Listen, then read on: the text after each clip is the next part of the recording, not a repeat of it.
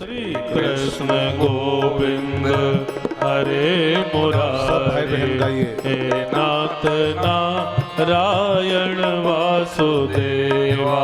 श्री कृष्ण गोविंद हरे मुरारे, हे नाथ नारायण वासुदेवा। श्री कृष्ण गोविंद हरे मुरारे, नाथ नारायण वासुदेवा। हे नाथ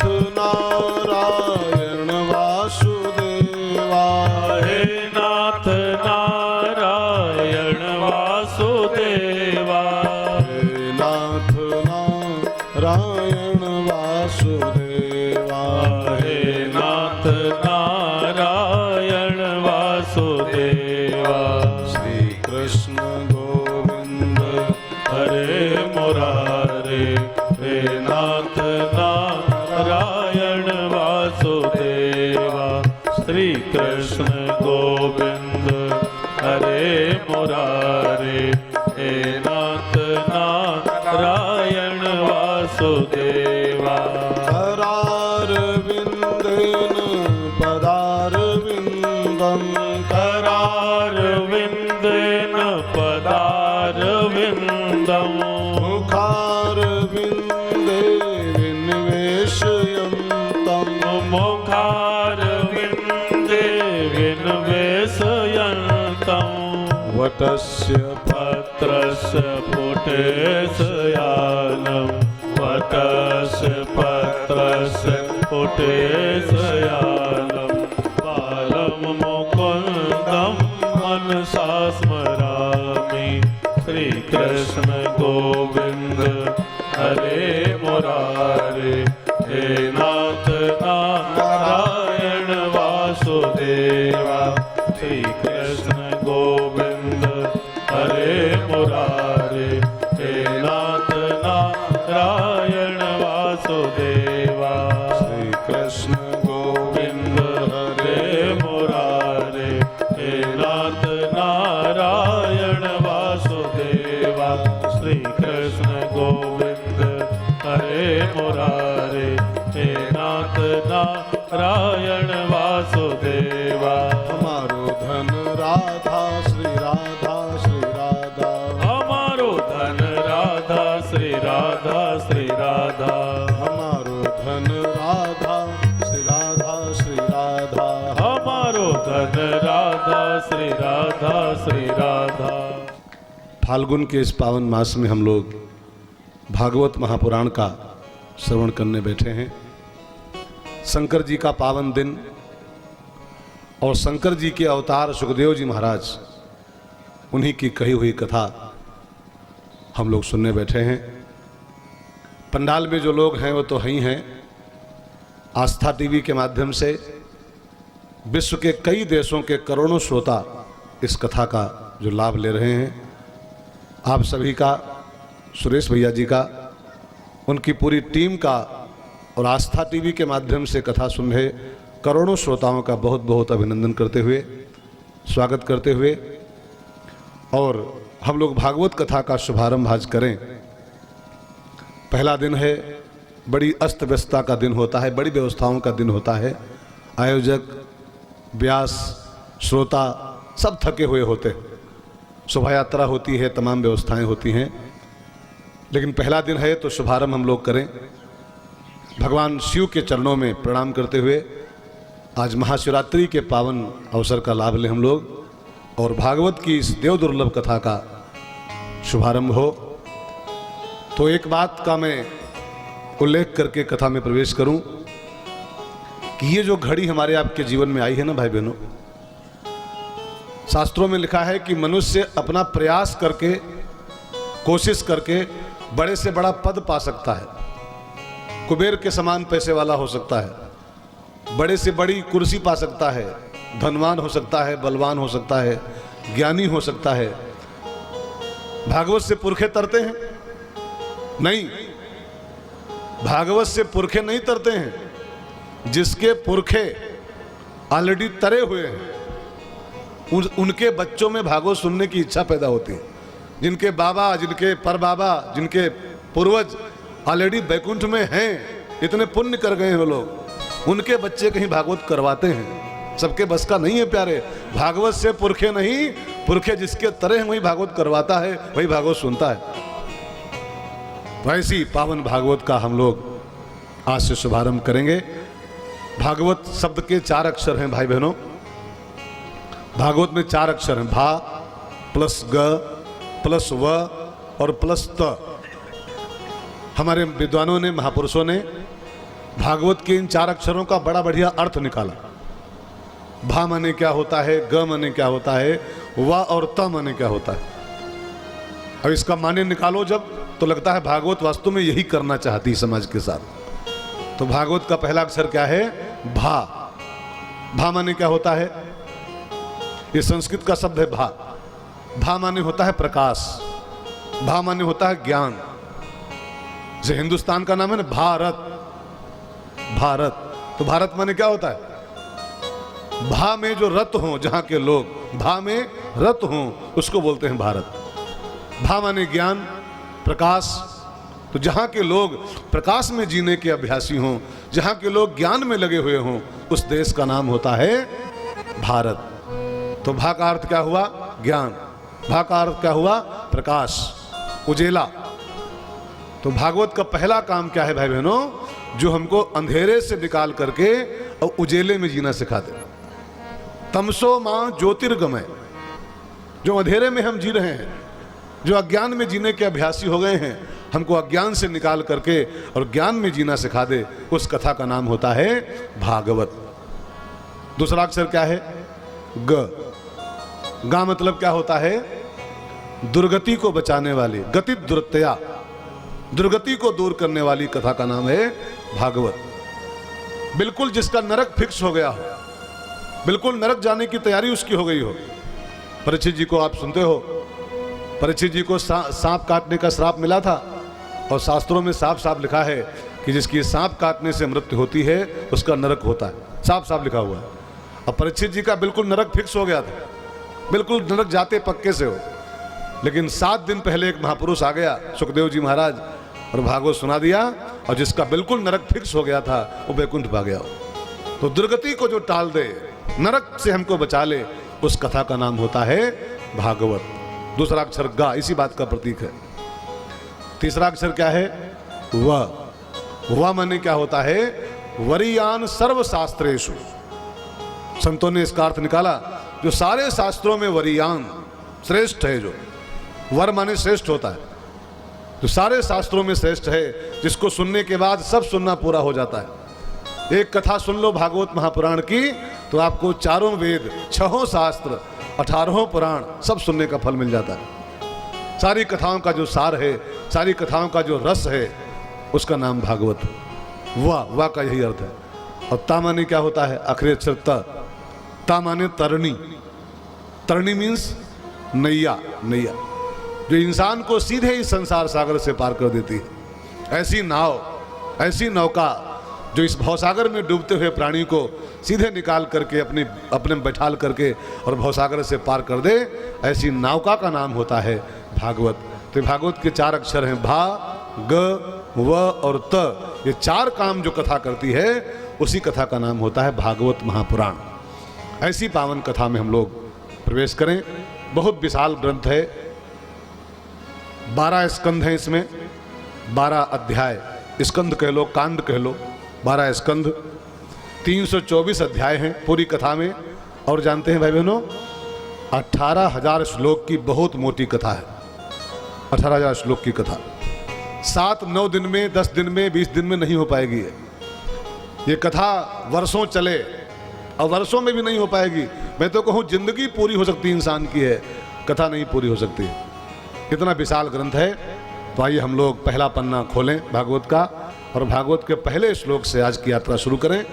तो भागवत का पहला पन्ना हम लोग खोलें, उसके पहले थोड़ा सा प्रभु का नाम हो जाए, फिर भागवत में हम लोग प्रवेश करते हैं। सब लोग जोर से तालियों के साथ मस्ती में मेरे साथ प्रभु का नाम गाओ, फिर भागवत की कथा की यात्रा शुरू की जाए। सब लोग गाओ मेरे साथ। मेरो प्यारो नंद लाल किशोरी राधे मेरो प्यारो नंद लाल किशोरी राधे मेरो प्यारो नंद लाल किशोरी राधे मेरो प्यारो नंद लाल किशोरी राधे हे किशोरी राधे हे किशोरी राधे हे किशोरी राधे हे किशोरी राधे हे किशोरी राधे हे किशोरी राधे हे किशोरी राधे सब गाइए किशोरी राधे मेरो प्यारो प्यारो नंद लाल किशोरी राधे मेरो प्यारो नंद लाल किशोरी राधे मेरो प्यारो नंद लाल किशोरी राधे मेरो प्यारो नंद लाल किशोरी राधे हे किशोरी राधे हे किशोरी राधे हे किशोरी राधे सब गाइए किशोरी राधे हे किशोरी राधे हे किशोरी राधे हे किशोरी राधे हे किशोरी राधे मेरो प्यारो नंद लाल किशोरी राधे मेरो प्यारो नंद लाल किशोरी राधे मेरो प्यारो नंद लाल किशोरी राधे मेरो प्यारो नंद लाल किशोरी राधे हे किशोरी राधे हे किशोरी राधे हे किशोरी राधे हे किशोरी राधे हे किशोरी राधे हे किशोरी राधे हे किशोरी राधे हे किशोरी राधे मेरो प्यारो नंद लाल किशोरी राधे मेरो प्यारो नंद लाल किशोरी राधे मेरो प्यारो नंद लाल किशोरी राधे मेरो प्यारो नंद लाल किशोरी राधे मेरो प्यारो नंद लाल किशोरी राधे। भागवत का पहला श्लोक हम लोग गाएं और ऐसी हमारे महात्माओं की एक मान्यता है भाई बहनों कि भागवत का पहला श्लोक गा लो पहले दिन और अंतिम दिन आए जब तो आखिरी श्लोक गा लो एक साथ मिल करके हम दोनों, तो बीच वाले सारे श्लोक कन्हैया स्वयं गा लेता है। पहला गा लो अंतिम गा लो तो बीच वाले सब गाने का फल अपने आप मिल जाता है। आदि भला अंत भला तो सब भला। तो आइए भागवत का पहला श्लोक मैं आगे आगे बोलूं और मेरे पीछे आप सब दोहराओ। मैं फुड़कर बोलूंगा फोड़ फोड़ करके और सब लोग गाइएगा। भागवत का शुभारंभ है, पहला श्लोक हम दोनों साथ में गाएं। सब लोग मेरे साथ गाओ। सच्चिदानंद रूपाय सच्चिदानंद रूपाय विश्वोत्पत्त्यादि हेतवे विश्वोत्पत्त्यादि हेतवे विश्वोत्पत्त्यादि हेतवे विश्वोत्पत्त्यादि हेतवे तापत्रय विनाशाय तापत्रय विनाशाय तापत्रय विनाशाय तापत्रय विनाशाय श्री कृष्णाय वयं नुमः श्री कृष्णाय वयं नुमः श्री कृष्णाय वयं नुमः श्री कृष्णाय वयं नुमः। ये भागवत का बिल्कुल पहला श्लोक है और इस पहले श्लोक में व्यास जी ने भगवान श्री कृष्ण को प्रणाम किया है। श्री कृष्णाय वयं नुमः, भगवान श्री कृष्ण को हम प्रणाम करते हैं।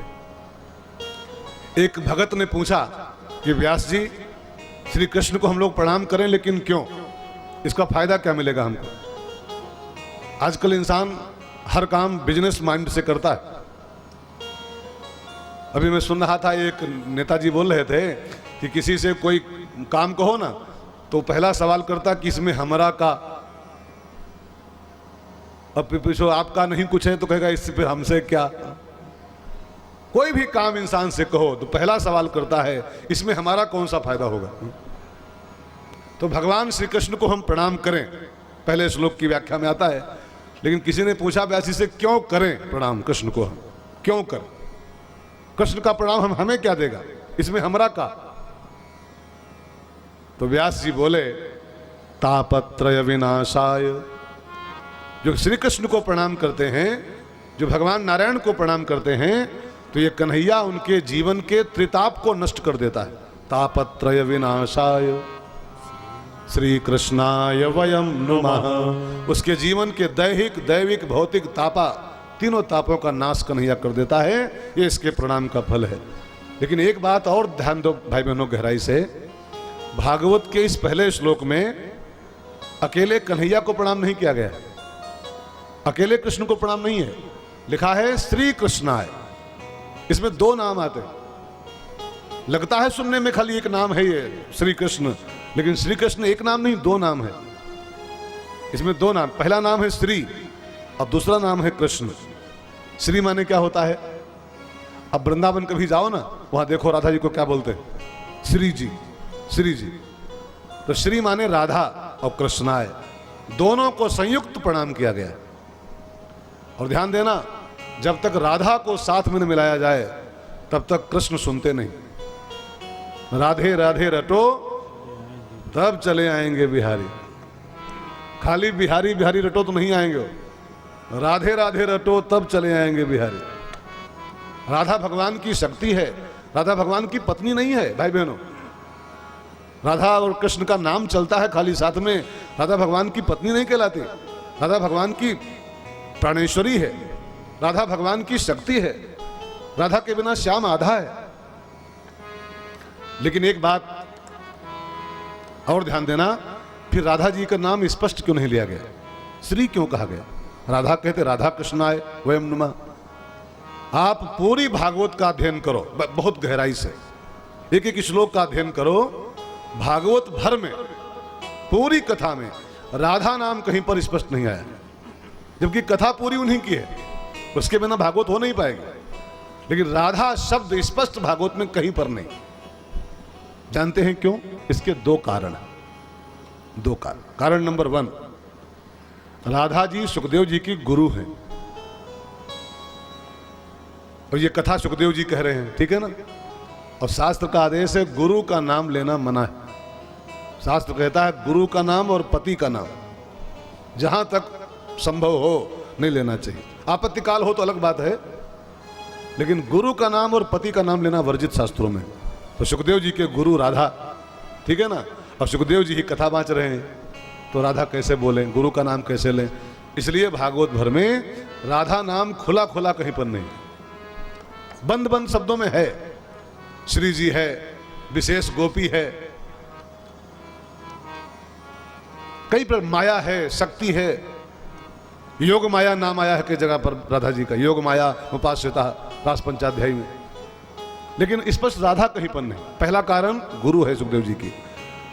और दूसरा कारण एक और महात्माओं ने बताया कि सुखदेव जी के जीवन में का एक माइनस पॉइंट था, एक कमजोरी उनकी थी कि राधा एक बार ज्यों सुखदेव जी बोलते थे, एक बार राधा बोलते ही 6 महीने की समाधि रहते, 6 महीने के लिए दुनिया से बिल्कुल अलग। 6 महीने गए समाधि में, एक बार राधा बोलते ही। तो सुखदेव जी को लगा कि परीक्षित के पास मात्र 7 दिन है, और जो राधा हम बोल दिए को बार, तो हम तो गए 6 महीने के लिए। फिर महाराज जी का उद्धार कैसे होगा? इनको सांप काटेगा, भागवत हो नहीं पाएगी, तो फिर कैसे इनकी मुक्ति हो पाएगी? तो समाधि न लग जाए मुझको, कहीं मैं समाधि में चला जाऊं, इसके लिए सुखदेव जी जानबूझ करके राधा नाम कहीं पर लिए ही नहीं भागवत भर में। बंद बंद है, श्री कृष्णाय वयम नुमः, राधा कृष्ण को हम प्रणाम करते हैं। और आप भी इस बात को ख्याल रखिएगा भाई बहनों, राधा के बिना श्याम। एक बड़ा प्यारा भजन है, वो एक संत गाते हैं, श्याम के बिना तुम आधे, श्याम के बिना तुम आधे, तुम्हारे बिना श्याम आधे। राधे राधे राधे राधे, बोलो राधे राधे राधे राधे, बोलो राधे राधे राधे राधे, बोलो राधे राधे राधे राधे। श्याम के बिना तुम आधे, श्याम के बिना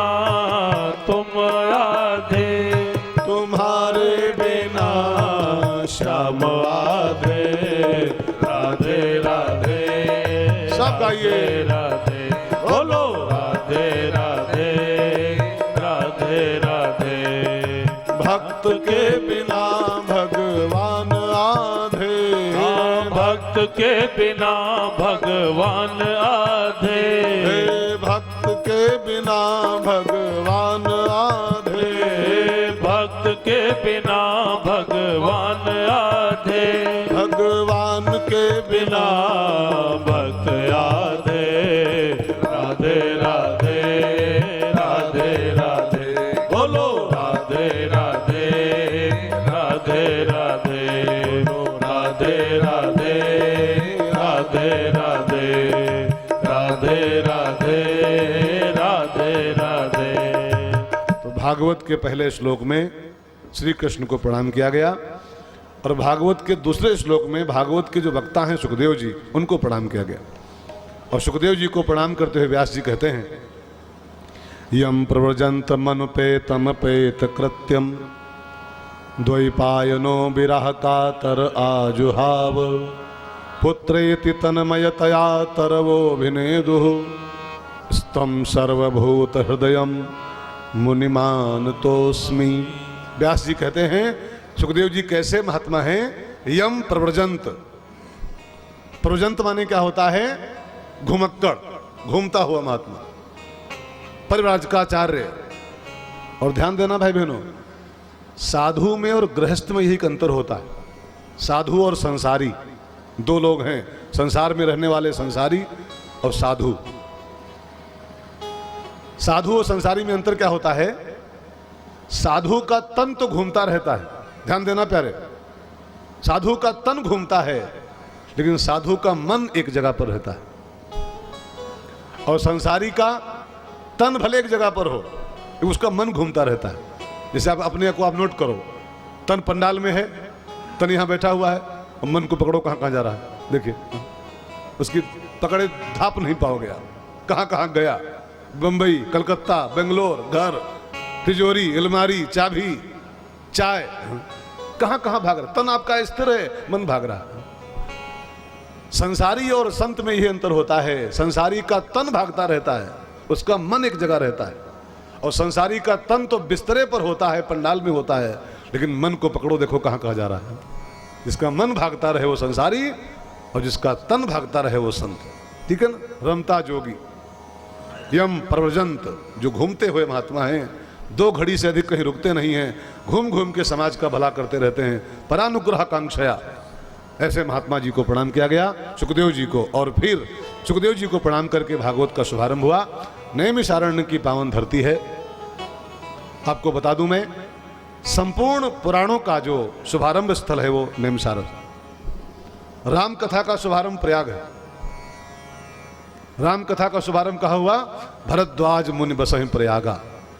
लेकिन बाकी सब कथाओं का शुभारंभ, शिव पुराण, देवी पुराण, भागवत पुराण, गणेश पुराण, सबकी जो शुभारंभ की धरती है वो यूपी की, वो हार्ट नैमिषारण्य। गोस्वामी जी उसकी महिमा गाते हुए कहते हैं रामायण में, नैमिष की क्या बढ़िया महिमा गाई है बाबा ने।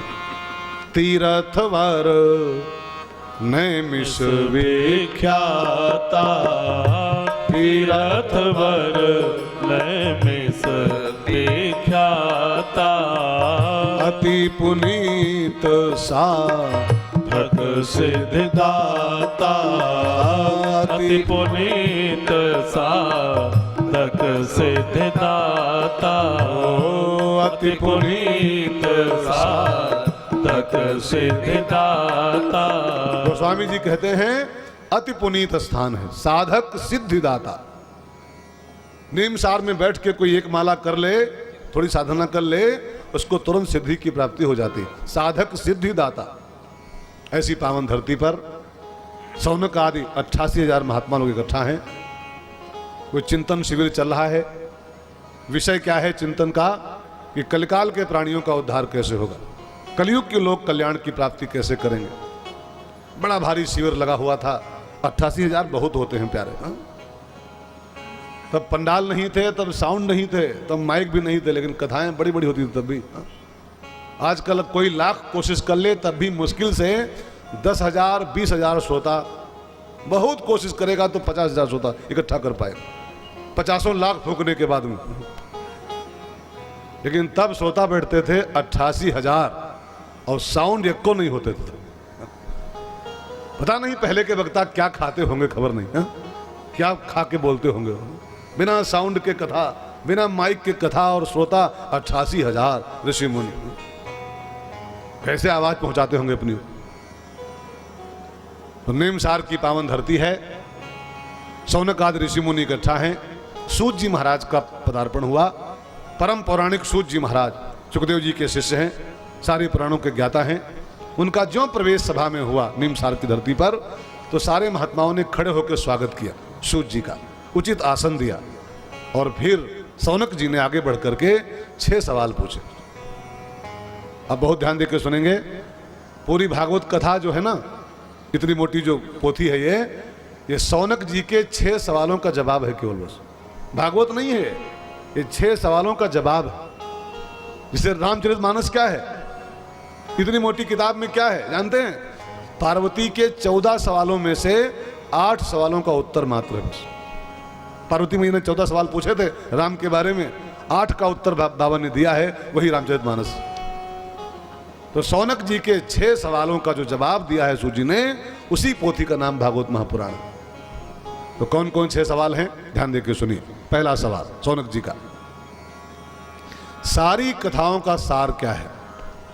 कथाएं तो बहुत सी हैं, शिव पुराण है, देवी पुराण है, फलानी पुराण है, तमाम पुराणे हैं, लेकिन सारी कथाओं का सार क्या है?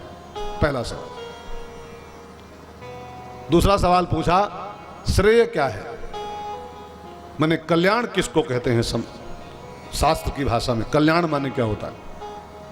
तीसरा सवाल पूछा, जिसको कल्याण हम लोग कहते हैं शास्त्रों में, उस कल्याण की प्राप्ति के साधन कौन कौन से? कल्याण कैसे प्राप्त इंसान को हो? तीसरा सवाल। चौथा सवाल पूछा सूत जी ने, भगवान के अवतार का कारण क्या है? जो बैकुंठ के राजा हैं, जो बैकुंठ में निवास करते हैं, वो इस संसार में किस लिए आते हैं, क्या करने आते हैं, कारण क्या उनके अवतार का है? ठीक है ना? और शुरू से लेके आज तक धरती पर भगवान के कौन कौन से अवतार हुए, और किस किस अवतार में कौन कौन लीलाएं प्रभु ने किया, ये सुनाइए। पांचवा सवाल। और छठा अंतिम सवाल पूछा कि जब भगवान का अवतार पूरा हो जाता है, जब भगवान संसार से चले जाते हैं, तो भगवान के जाने के बाद ये धर्म किसकी शरण में जाता है? जब तक भगवान रहते हैं तब तक तो धर्म संस्थापनार्थ है, ठीक है ना? उनके जाने के बाद धर्म का क्या होता है, धर्म किसकी शरण में जाता है, धर्म की रक्षा कौन करता है? उसके बाद फिर 6 सवाल पूछे। 6 सवालों का जवाब है श्रीमद् भागवत महापुराण की पावन कथा। मैं एक बात कहूं ना भाई बहनों, किसी महापुरुष से सवाल पूछने जाओ ना, तो सवाल ऐसा पूछो सोच करके कि उस सवाल के जवाब में कोई कथा निकले, कुछ माल बाहर आए उस महापुरुष के अंदर से। लेकिन लोग पूछने जानते हो क्या आते हैं? आएंगे तो जानते हो क्या पूछेंगे? सुदामा के पिताजी का नाम क्या था? अब ले, अच्छा नाम जान क्या करोगे उसका? मान लो को बता भी दे ढूंढ के, क्या नाम पूछ के करोगे उसका? अब मान लो बाप का नाम कहीं से कोई ढूंढ भी लाए तो पूछेंगे सुदामा जी के बाबा का नाम क्या रहा, तो बाबा ढूंढो। फिर पूछेंगे सुदामा जी के काका का नाम क्या था। मालूम पड़ता है सबकी तरह ही करना चाहते हैं। अरे सुदामा जी से हमारा वास्ता है यार, वो भगवान के मित्र थे, हम भगवान के मित्र बन जाएं। वो भगवान के शरण में चले गए, मालामाल हो गए, हम चले जाएं तो हम भी मालामाल हो जाएंगे, हम भी सुखी हो जाएंगे। इस कथा का मैसेज ये है, वो ले नहीं पाते हैं, उनके बाप के नाम की तलाश कर रहे हैं। पूछते पूछते यही पूछ लोग आते हैं, श्रवण कुमार के बाप का नाम क्या था? श्रवण कुमार तो बन नहीं पा रहा आदमी, माँ बाप को लठिया रहा है, पिताजी को गाली दे रहा है, और श्रवण के बाप का नाम ढूंढ रहा है। सवाल ऐसा पूछना चाहिए प्यारे महापुरुषों के पास कि उस सवाल के जवाब में कुछ माल बाहर आए, कुछ क्रीम बाहर आए, कुछ तत्व बाहर निकल के आए। खाली फंसाने मत आओ महापुरुषों को, फंसाएं पंडित जी को या करके। सो भाई बहनों, 6 सवाल पूछे निमसार की धरती पर। पहला सवाल क्या पूछा, कोई बता पाएगा? पहला सवाल क्या पूछा था भैया? हे भगवान, आए कोई बताएगा? कोई नहीं बताएगा। पहला सवाल पूछा ऋषियों ने सारी कथाओं का सार क्या है, जिसको सुनने के बाद सारी कथाएं सुनने का फल मिल जाता हो, ऐसी कौन सी कथा है? तो सूत जी इस पहले सवाल का जवाब देते हैं, मुनिवरों, और कथाएं तो खाली कथाएं हैं, लेकिन एक कथा ऐसी कथा है दुनिया में जो सारी कथाओं का सारांश है, सारी कथाओं का फल है, और उस कथा का नाम है श्रीमद् भागवतम। वेद उपनिषदाम सारा जाता भागवती कथा। वेदों का, पुराणों का, शास्त्रों का जो सार है, उस सार से जो कथा पैदा हुई है, उस कथा का नाम है भागवती कथा। और कथाओं को सुनने का जो फल होता है, इसको सुनने का जो फल है, उसको सुनने का जो फल है, भागवत को सुन लो तो सारी कथाओं को सुनने का फल आपको प्राप्त हो जाता है। ऐसी पावन कथा भागवत महापुराण। भंडार ज्ञान विज्ञान की है, भंडार ज्ञान विज्ञान की है वेद शास्त्र का सार यही, भंडार ज्ञान भंडार की है वेद शास्त्र का सार यही। वैराग्य भक्ति की सरिता है, वैराग्य भक्ति की सरिता है जीवन का आधार यही, वैराग्य भक्ति की सरिता है जीवन का आधार यही। भंडार ज्ञान विज्ञान की है, सारे ज्ञान का, विज्ञान का भंडार, सारे वेदों शास्त्रों का जो सार है, उस कथा का नाम है भागवत महापुराण। लेकिन जानते हो ऋषिवरों कब मिलती है ये? मैंने अभी आपसे एक बात कही थी शुरुआत में ही, ये कथा कब मिलती है तो सारी कथाओं का फल मिलती कब है? जब मनुष्य के जिंदगी में कई जन्मों का फल जागता है, तब जब कई जन्मों का पुण्य उदय होता है, तब उसको भागवत जैसी कथा की प्राप्ति होती। और सूत जी कह रहे हैं कि ऋषियों, जानते हो हमारे गुरु जी सुखदेव जी महाराज जिस समय परीक्षित जी के लिए कथा लेकर के आए, मुजफ्फरपुर की नगर की यही बगल में कहीं पर है। सुकताल कहाँ पड़ता है? मुजफ्फरपुर में, नगर में, पुर में है, नगर में, नगर, पुर तो बिहार में, नगर यहाँ है। तो मुजफ्फरनगर की पावन धरती पर गंगा जी के किनारे जो सुकताल नाम का स्थान है, उसी जगह पर जो सुखदेव जी महाराज कथा लेकर के आए, परीक्षित जी के लिए कथा शुरू होने जा रही थी, तो कथा शुरू होने के जस्ट पहले एक चमत्कार हुआ। आकाश से विमान उतराए, उसमें देवता लोग पधारे, उनके साथ अमृत का घड़ा था, और देवता लोग अमृत लेके आए और सुखदेव जी से कहा, गुरुदेव, सुखदेव जी महाराज तनिक ठहर जाओ, मेरी बात सुन लो। कहा क्या? कहा हम लोग ये अमृत लेकर के आए हैं, पूरा घड़ा भर के लाए अमृत। इसकी विशेषता है कि एक बूंद कोई पीने को पा जाए इसमें से तो उसकी मौत टल जाती है, उमरता नहीं फिर। पूरा घड़ा आप ले लो, परीक्षित जी को पिला दो, इसको मौत का खतरा है, इसको सांप काटने का श्राप मिला है, इसको पिला दो, ये बच जाएगा, अमर हो जाएगा। का फिर का इसके बदले में ये भागवत हमको सुना दो, जो इनके लिए लेके आए हो, ये हमको सुना दो। अमृत ले लो, कथा सुना दो। अब जो ये सौदेबाजी किया देवताओं ने, ये ले लो, कथा दे दो, तो जानते हैं क्या हुआ? सुखदेव जी की आंखें एकदम लाल हो गई, गर्म हो गए सुखदेव जी। देवताओं को फटकारना शुरू किया, मूर्खों, सौदेबाजी करने आए हो? ये भागवत है कि कोई दुकानदारी है? ये ले लो, कथा दे दो। जब से कथाएं दुकान बन गई, जब से भागवत में लिखा हुआ है, साथ मैं नहीं कह रहा हूं, व्यास जी ने पहले कह रखा था, कारिता कण लोभेन कथा सारम गतस्तता। जब से कथावाचकों ने कण लोभ में पढ़ करके कथाएं कहना शुरू कर दिया, दाम के चक्कर में, तब से कथाओं का जो परिणाम समाज में आता था, कथाओं का जो फल समाज को मिलता था, वो मिलना बंद हो गया। अब प्रोग्राम तो होते हैं, बड़े बड़े प्रोग्राम होते हैं, 50 लाख खर्चा होता है एक एक कथा में, लेकिन जो फल कथा का आना चाहिए था समाज के ऊपर, वो नहीं आ रहा। जानते हैं क्यों? जैसे और प्रोग्राम होते हैं वैसे ये भी प्रोग्राम खाली होता है, बस बढ़िया भवकाल के साथ, पूरे तामझाम के साथ, जैसे और सब होता है वैसे ये भी होता है। रीजन क्या है? कारिता कण लोभेन। जब से व्यासगद्दी उद्देश्यहीन हो गई, व्यासगद्दी का उद्देश्य जब तक खाली पैसा बच गया, पैसा लाओ, तब से खाली कार्यक्रम होते हैं, फल नहीं आता है। भाई बहनों, सुखदेव जी ने बहुत डांटा देवताओं को। पहले सौदेबाजी करने आए हो, हम कोई दुकानदार हैं क्या कि ले लो दे दो? ये कथा है कि कोई हिंग की डिबिया है?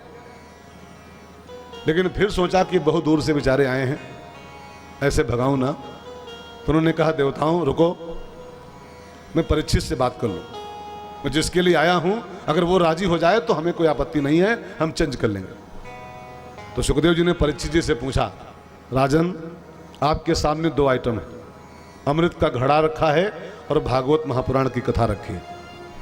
दोनों आइटम बिल्कुल विकल्प खुले आपके सामने हैं, 2 में से एक कुछ चुनना है। आप कथा सुनना चाहते हो कि अमृत पीना चाहते हो? जल्दी चुनो और फैसला करो तो मैं वही करूं। तो परीक्षित ने कहा, गुरुजी पहले बताओ कि कथा सुनने का फल क्या होता है और अमृत पीने का फल क्या होता है, तो हम निर्णय कर ले। अमृत का फल क्या है, कथा का फल क्या है, आप भी ध्यान देकर सुनिएगा। तो सुखदेव जी बोले, राजन अमृत पीने वाला लंबा जीवन पा जाता है। अमृत पियोगे तो मौत टल जाएगी, हजारों साल का जीवन पा जाओगे, स्वर्ग में निवास पा जाओगे। तो अमृत का फल है दीर्घ जीवन, लंबा जीवन। लेकिन कथा का फल होता है लंबा जीवन नहीं, कथा का फल होता है दिव्य जीवन। जो भी है 5-7 दिन, 10 दिन, 1 साल, 2 साल, कथा सुनने से उसमें दिव्यता आ जाती। अमृत से दीर्घता मिलेगी और कथा से दिव्यता मिलेगी। अब जल्दी चुन लो, जीवन को लंबा करना है कि जीवन को दिव्य करना है, सुगंधित करना है।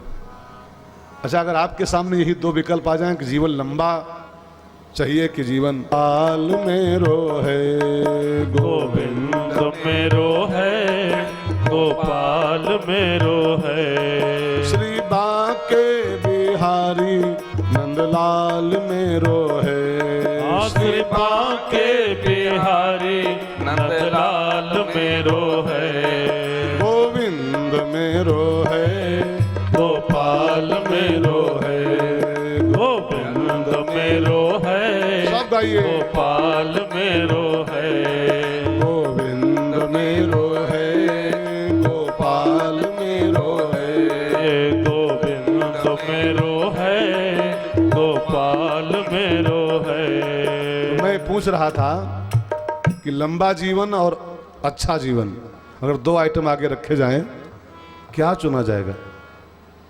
हाँ, क्या बढ़िया होगा, लंबा जीवन कि सुगंधित जीवन, दिव्य जीवन? क्या बढ़िया होता है भाई?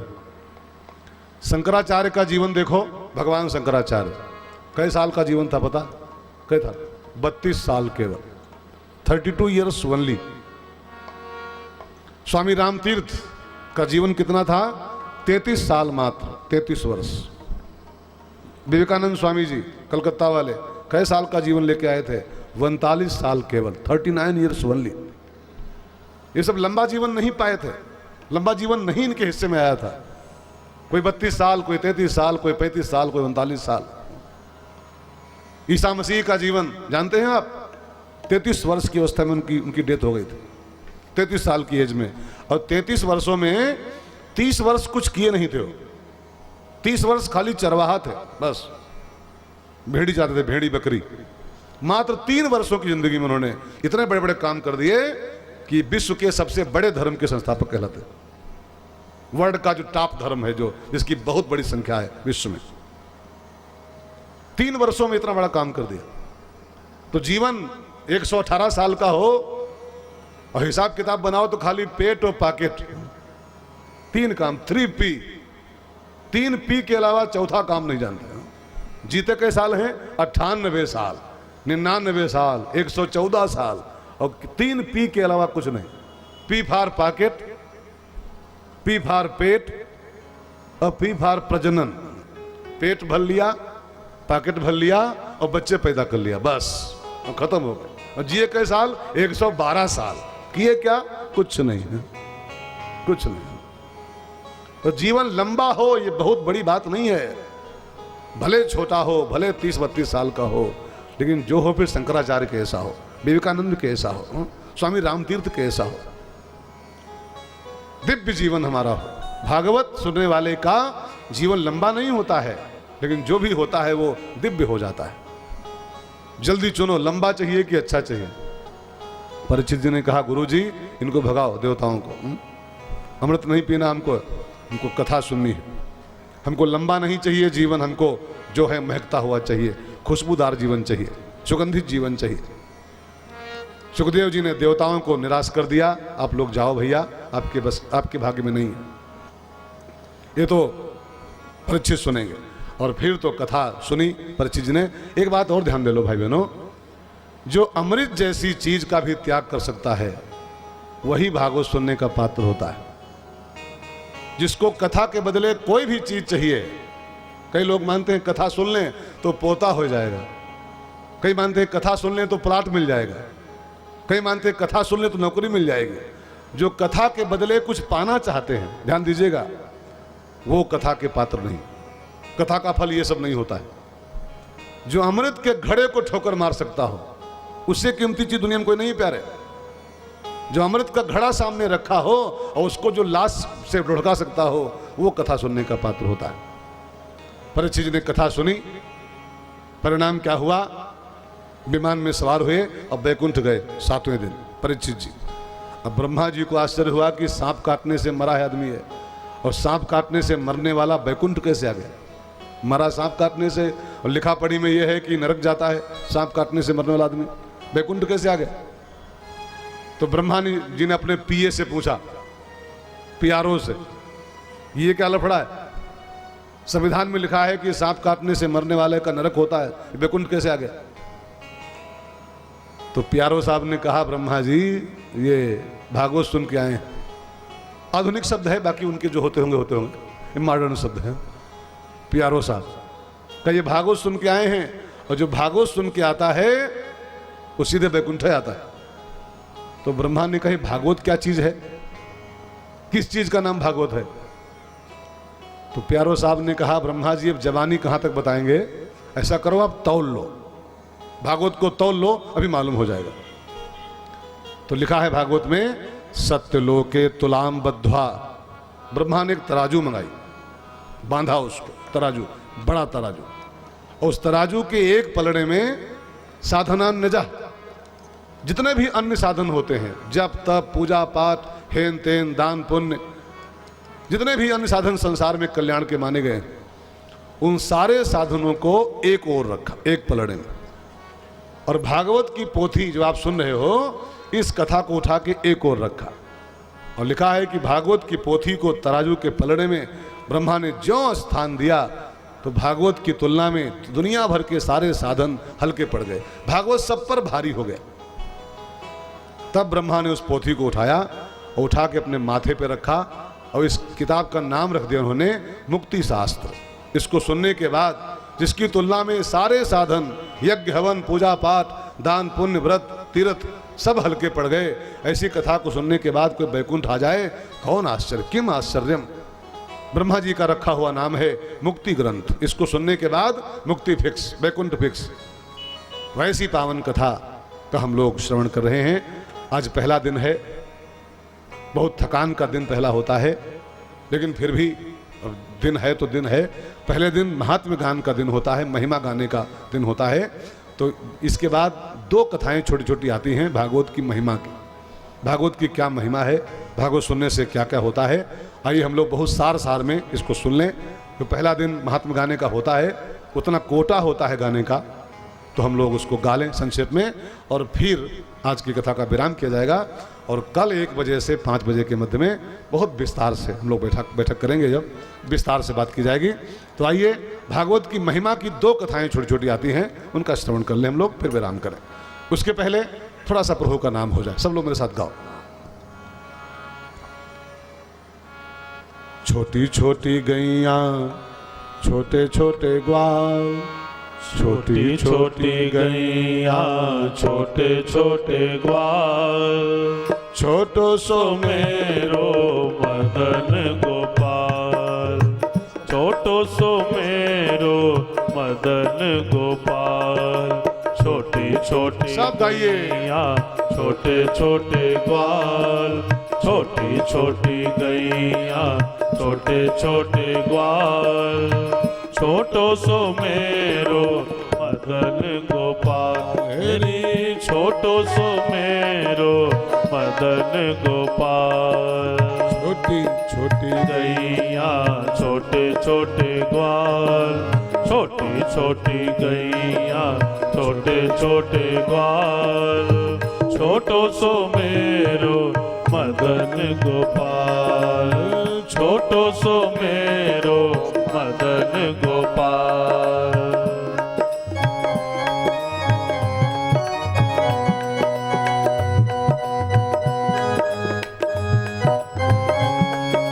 काली काली गैया गोरे गोरे ग्वाल काली काली गैया सब गाइए। गोरे गोरे ग्वाल काली काली गैया गोरे गोरे ग्वाल काली काली गैया गोरे गोरे ग्वाल श्यामल रंग रंग मेरो मदन गोपाल श्यामल रंग मेरो मदन गोपाल छोटी छोटी गैया छोटे छोटे ग्वाल छोटी छोटी गैया छोटे छोटे ग्वाल छोटो सो मेरो मदन गोपाल हेरी छोटो सो मेरो मदन गोपाल हेरी छोटो सो मेरो मदन गोपाल हेरी छोटो सो मेरो आइए। मदन गोपाल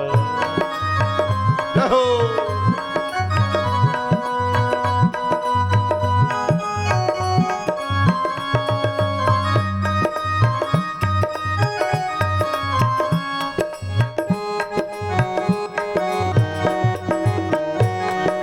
घास खाए गैया दूध पिए ग्वाल घास खाए गैया दूध पिए ग्वाल घास खाए गैया दूध पिए ग्वाल घास खाए गैया दूध पिए ग्वाल माखन खाए मेरो मदन गोपाल माखन खाए मेरो मदन गोपाल छोटी छोटी गैया छोटे छोटे ग्वाल छोटी छोटी गैया छोटे छोटे ग्वाल छोटो सो मेरो मदन गोपाल रे छोटो सो मेरो मदन गोपाल हेरी छोटो सो मेरो मदन गोपाल हेरी छोटो सो मेरो मदन गोपाल भागवत की महिमा की दो कथाएं छोटी छोटी आप लोग ध्यान देके सुने। एक बार नारद जी महाराज घूमते हुए बद्रीनाथ के जंगलों में आए और जब बद्री विशाल में आए तो उनको वहां 4 महात्मा मिले। सनकादिक ऋषि सनकादिकों ने देखा नारद जी के चेहरे पर कुछ चिंता की रेखाएं थी, घूम रहे थे और कुछ चिंतित अवस्था में थे। तो संतों ने पूछा नारद जी आपके ऐसा महात्मा और चिंतित साधु होके चिंता कर रहे हो, आपके चेहरे पर कुछ रेखाएं जो हैं वो चिंता की रेखाएं। साधु तो चिंता मुक्त होना चाहिए। अच्छा ये बताओ कि इंसान साधु क्यों बनता है? हाँ, बीवी छोड़ के बच्चा छोड़ के घर परिवार छोड़ के साधु क्यों बनता है? चिंता मुक्त होने के लिए। और साधु बन के भी चिंता में रहे फिर साधु बना क्यों फिर? फिर जो चिंता संसारियों को है वही चिंता संतों को रही तो फिर साधु क्यों बना? मैंने कहीं पढ़ा था संसार में 3 टाइप के लोग होते हैं, 3 प्रकार के, विषयी, साधक और सिद्ध। ध्यान देके सुनिएगा, विषयी, साधक और सिद्ध। विषयी किसको कहते हैं? जो चिंतन बिल्कुल न करता हो, खाली चिंता करता हो। ये चिंता और जमीन की चिंता और नौकरी की चिंता और पैसे की चिंता और इसकी चिंता उसकी चिंता, चिंतन बिल्कुल नहीं, खाली चिंता, खाली चिंता, उसको कहते हैं विषयी। विषयी जो चिंता बिल्कुल न करता हो, खाली चिंतन करता हो, उसको कहते हैं साधक। चिंता बिल्कुल नहीं, हमें चिंता नहीं उनकी, उन्हें चिंता हमारी है। हमारी नाव का रक्षक सुदर्शन चक्रधारी है। जो चिंता छोड़ के चिंतन में लग गया हो उसको साधक कहते हैं। ठीक है ना? लेकिन एक और कैटेगरी प्राणियों की होती है सिद्ध पुरुष। उनकी पहचान क्या है? तो संतों ने बताया, केवल चिंता करे वो विषयी, केवल चिंतन करे वो साधक, और जो न चिंता करता हो न चिंतन करता हो, केवल सुमिरन करता हो, सुमिरन प्रभु जी का, उसका नाम होता है सिद्ध पुरुष। एक हरि सुमिरन के अलावा दूसरा काम नहीं, उसको सिद्ध कहते हैं। तो आपके ऐसा सिद्ध पुरुष, आपके ऐसा साधक, साधु और चिंतित अवस्था में नारद जी, सनकादिकों ने पूछा, क्यों दुखी हो नारद जी? कुतस चिंता तो रो। तो नारद जी ने कहा, ऋषियों, हमारी चिंता वास्तव में हमारी चिंता नहीं है। साधु का दुख अपना नहीं होता है, साधु का दुख दूसरों के लिए होता है। कहा, क्या हुआ, क्यों दुखी हो, दूसरों पर क्या समस्या आ गई? तो नारद जी ने कहा, महाराज, मैं मृत्यलोक में घूमने गया था। जिस मृत्यलोक में, जिस भारत की धरती पर त्रेता में रामराज चल रहा था, जिस भारत की भूमि पर द्वापर में कन्हैया की बंसी बज रही थी, आजकल उसी भारत की धरती पर कलिकाल चल रहा है महाराज। मैं अपनी आंखों देख के आया हूं, कलिकाल का वो नंगा नाच मचा हुआ है। जहां जहां मैं गया हिंदुस्तान में, जहां कन्हैया द्वापर में था, जहां त्रेता में राम जी थे, वहां आजकल कलयुग का प्रभाव फैला हुआ है। और जहां जहां गया आंखें बंद करके भागने का मन हुआ। चारों तरफ सत्यम नास्ति दया दानम, न सत्य है, न दया है, न दान है, न शौच है। शौच माने क्या होता है? पवित्रता, पवित्रता। कलिकाल में स्नान भले लोग 3 बार करते हो, लेकिन पवित्र नहीं। द्वापर के लोग पवित्र होते थे। आजकल इंसान मानता नहा लिया हम शुद्ध हो गए। नहाने से कोई शुद्ध होता है क्या? अगर नहाने से शुद्धि आती होती तो मछली 24 आवर नहाती, 24 घंटा नहाया करती। क्या शुद्ध है वो? पवित्र है क्या? 24 घंटा नहाती गंगा जी में, हो शुद्ध पवित्र हो गई क्या वो? नहीं प्यारे, स्नान से नहीं, शौच का अर्थ होता है पवित्रता, और वो कलिकाल में नहीं है। नहाने से कुछ शुद्ध होता है? अच्छा ये बताओ, कुत्ते को खूब कस के डेटॉल साबुन से नहलाया जाए तो कुत्ता पवित्र हो गया क्या? शुद्ध हो गया वो? नहीं ना। कुत्ता कुत्ते रहेगा, चाहे उसको दिन भर में 6 बार नहलाओ, कुत्ते रहेगा वो, अशुद्ध ही रहेगा। अच्छा ये बताओ, लेट्रिन वाले कमरे को, जहां लेट्रिन बनी होती है, उसको 5-6 बार धो दिया जाए खूब फिनाइल से और डेटॉल से, तो क्या वो शुद्ध हो गया क्या? पवित्र हो गया क्या जगह हो? उसको चाहे 6 बार धो तभी वो बाथरूम ही है प्यारे, वो शुद्ध नहीं हो सकता। ऐसे ही शौच का अर्थ है शुद्धि, और वो कहां कलिकाल में बची? वाह अभ्यंतरा शुचि, अब कहां बची? ऊपर ऊपर इंसान नहा रहा है, भीतर क्या भरा है राम जानते हैं खाली, बस राम जी को पता है। ये कलिकाल का प्रभाव, अयम युग धर्म वर्तते, ये कलयुग का प्रभाव देखता हुआ मैं जब वृंदावन में आया महाराज, नारद जी बता रहे हैं अपनी कहानी, कलयुग का प्रभाव। जब वृंदावन में आया तो मैंने वहां क्या देखा महाराज जी? तत्राश्चर्यम मया दृष्टम श्रूयताम तन मुनीश्वरः। उसको सुनो महाराज जी, मैंने क्या देखा वहां? जमुना किनारे कदम्ब की छांव में एक नौजवान महिला बैठी है, तरुणी तत्र, एक नौजवान स्त्री बैठी है, और उसके सामने 2 बुढ़े पुरुष पड़े हुए हैं, जर्जर, सफेद बाल, लटकी हुई चमड़ी, दोनों बेहोश, लंबी लंबी सांस दोनों की चल रही। वो स्त्री जो बैठी है वो उनको जगाने की चेष्टा कर रही है, लेकिन वो दोनों जाग नहीं रहे। वो रो रही है और जगा रही है, और दोनों उसके बूढ़े पुरुष वो उठ नहीं पा रहे हैं। तो नारद जी को दूर से खड़े देख रहे थे, उनको लगा कि यार ये क्या लफड़ा है, नौजवान महिला, वृद्ध पुरुष, और ये बेहोश, और ये रो क्यों रही है, इसके कौन है ये? दूर से खड़े अपना बुद्धि लगा रहे थे, तब तक उस महिला की निगाह पड़ी, उस स्त्री की। देखा एक महात्मा जी खड़े हैं दूर, कुछ हमको देख रहे हैं, तो उसने आवाज दिया, भो भो साधु, हे साधु बाबा, तनिक मेरे पास आ जाओ, क्षणम तिष्ठ, एक क्षण के लिए मेरे पास आ जाओ, मेरी थोड़ी चिंता है, उसको दूर कर दो। नारद जी को इस देवी ने साधु कहा है, भो भो साधु, हे साधु बाबा, तनिक मेरे पास आ जाओ। साधु कहा है, साधु माने अंत क्या होता है? साधु माने, साधु जहां शब्द आता है जिह्वा पर, तो एक चित्र सामने खड़ा हो जाता है कि जिसके बड़े बड़े बाल, जटा, चंदन, माला, खड़ुआ, पीला कुर्ता, पीली लुंगी, ये साधु बाबा है। जहां साधु शब्द आया कि एक फोटो सामने खड़ा रहता सब कि इसका नाम साधु होता है। साधु माने क्या होता है? अब विस्तार में जाएंगे तो बहुत समय नहीं आज मेरे पास है। एक चौपाई में बताऊंगा आपको साधु माने क्या होता है, एक चौपाई में। और मानस के अयोध्या कांड में भरद्वाज बाबा ने भरत जी से कहा, भरद्वाज जी ने क्या बोले? तात भरत तुम सब विधि साधु, तात भरत तुम सब विधि साधु, राम चरण अनुराग अगाधो, राम चरण अनुराग अगाधो। इस चौपाई का अर्थ क्या है? भरद्वाज जी क्या कह रहे हैं?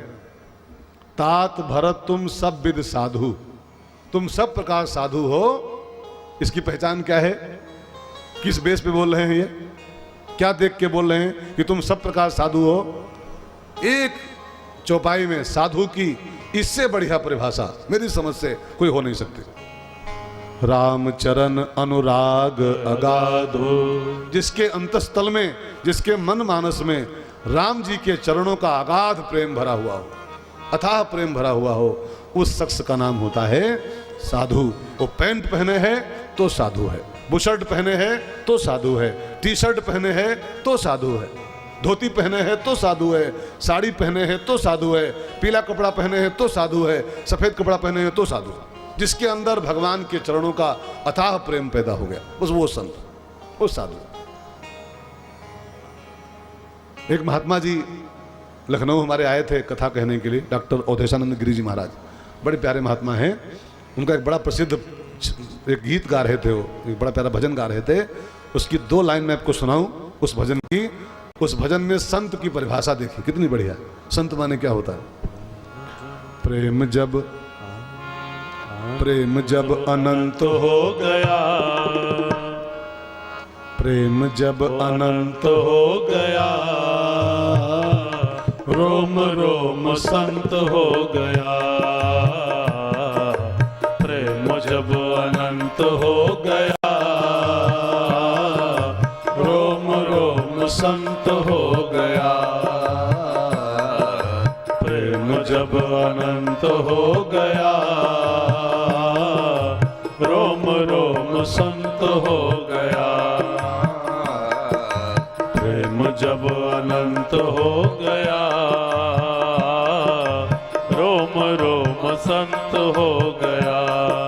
छाई हरियाली समस्त रोम रोम में, छाई हरियाली समस्त रोम रोम में, छाई हरियाली समस्त रोम रोम में, छाई हरियाली समस्त रोम रोम में, दिखत सिया राम जो कि व्यापक हैं व्योम में, दिखत सिया राम जो कि व्यापक हैं व्योम में, सृष्ट ही बसंत हो गया,